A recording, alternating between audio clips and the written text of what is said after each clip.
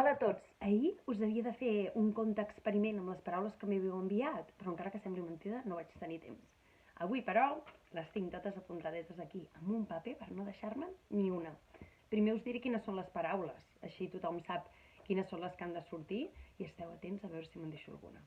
Mireu, el Pep ens va dir Everest, el Martí, felicitats, l'Alguer i la Muriel, tauró i canya de pescar, la Sol, cors, el Carles i el Gerard, una bateria i un gos que s'assembli a un gos que ells coneixen que es diu Nilo. I la Mariona, una flor màgica. I finalment la Greta i el Roc, una guitarra. Què us sembla? Ens en sortirem d'explicar un conte amb aquestes paraules? Serà una mica més llarg que d'un minut per veure què surt, d'acord? A veure, què pensem? Vet aquí que una vegada hi havia un gos que es deia Nilo que tocava molt bé la bateria. Sí, com ho sentiu, era famós arreu del món. Tenia una bateria preciosa, de color rosa, amb uns cors de color verd, maquíssima, i feia gires per tot el món i a tot arreu on anava l'aplaudien, li feien fotografies, es feien samarretes amb la seva fotografia.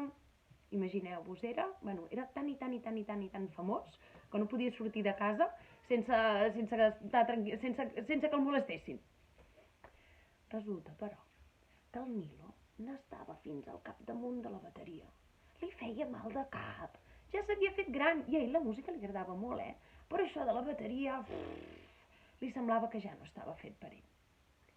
Amb ell, el que li agradava de veritat, el que li hagués agradat de veritat, hagués estat tocar la guitarra.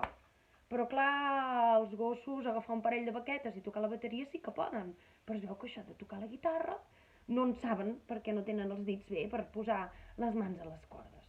I el pobre Nilo estava tot desesperat. Un dia que estava explicant aquesta mena d'inquietud, aquesta mena d'angoixa a un amic seu, aquest li va dir: escolta, Nilo, i per què no vas a buscar el tauró màgic que viu al fons del mar? El pesques i li demanes el desig que t'ensenyi a tocar la guitarra, que toqui una guitarra i te l'ensenyi a tocar. Ah, vols dir? Això ho puc fer? Sí, home, sí. Prova-ho, Nilo, prova-ho, que què hi perds? I sí, un diumenge al dematí, que el Nilo no treballava, va agafar una barqueta, xip-xap, remant, se'n va anar amb la seva canya de pescar al mig del mar. Ja me'l teniu allà, dins de la barqueta, aguantant la canya de pescar, mirant una banda a l'altra a veure si pescava el tauró. Però allà res, ni mig peix petit no va pescar. Ai, quan va arribar al capvespre estava tan cansat, estava tan trist, estava tan desesperat que es va posar a plorar i a plorar. Ai, senyor, mare meva, qui em demanava a mi posar-me aquí al mig del mar a intentar pescar un tauró, que segur que és més gros que jo, i que m'ensenyés a tocar la guitarra. És que en quin moment m'he cregut aquesta cosa? I les seves llàgrimes van començar a caure a l'aigua. Plup, plup, plup, plup. Quan n'hi havien caigut un parell de dotzenes, de cop i volta, les aigües es van començar a moure d'una manera una mica estranya. I de sobte, del mig d'un remolí, en va sortir una aleta blanca. Oh! I al darrere de l'aleta, un tauró morat. Era el tauró màgic.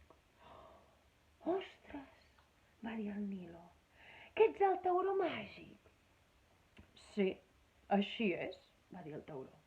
Que potser em volies pescar amb aquest tros de canya?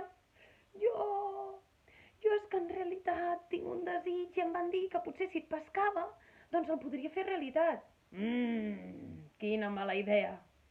Però m'han arribat les teves llàgrimes, i són llàgrimes de veritat.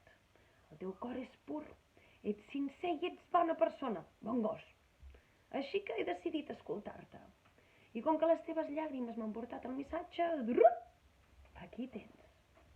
I del fons del mar em va sortir una guitarra, lila com la bateria, amb tot de cors verds, lluents, igual que la bateria també. El Nilo, quan la va veure, va parar les mans, va parar les potes, la va agafar, la va pujar a la barqueta i va dir: ostres, moltes gràcies, senyor tauró, estic molt agraït. I ara què he de fer per poder-la tocar? Oh, va dir el tauró, jo sóc mag, però fins a un cert punt. Jo t'he portat la guitarra. Ara, per aprendre a tocar, no ho sé. Potser la flor màgica que viu a dalt de tot de l'Everest, que és la muntanya més alta del món, potser ella et podria ajudar i te'n podria ensenyar. En sèrio, he d'anar fins a dalt de tot de l'Everest, es va dir el Nilo, però tenia tantes ganes d'abandonar la bateria i de començar a tocar la guitarra que va dir, doncs escolta, si hem d'anar fins a l'Everest, anirem fins a l'Everest. Li va donar les gràcies en el tauró, va embolicar ben embolicadeta la seva guitarra perquè no es fes malbé, va tornar remant cap a casa.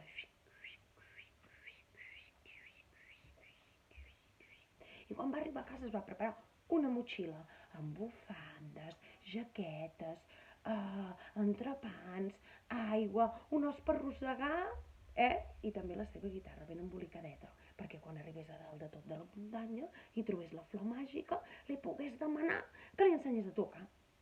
I sí, va agafar un tren, va agafar un avió, va agafar un altre tren, va arribar als peus de l'Everest i va començar a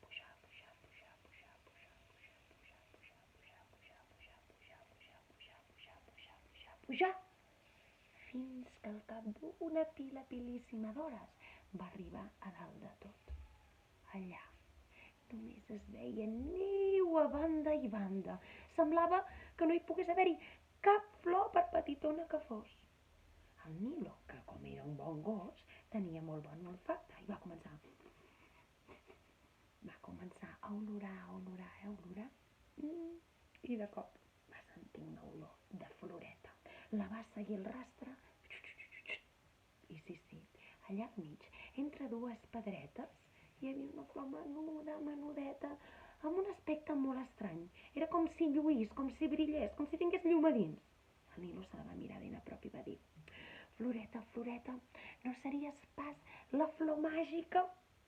Fa una pila de dies que viatjo per arribar fins a tu, amb la meva guitarra, que em va donar el tauró màgic. I és que jo sóc un músic, però estic una mica cansat de tocar la bateria i m'encantaria saber tocar la guitarra.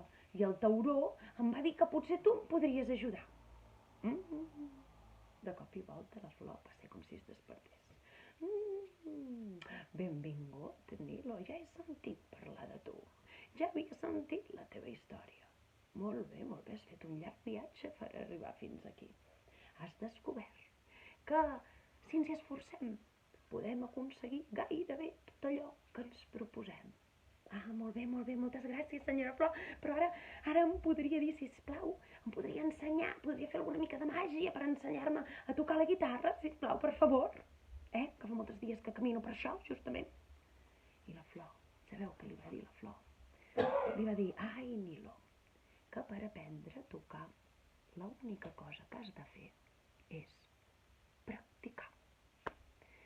I bé, felicitats, perquè ja ho has descobert i ara ja t'hi podràs posar.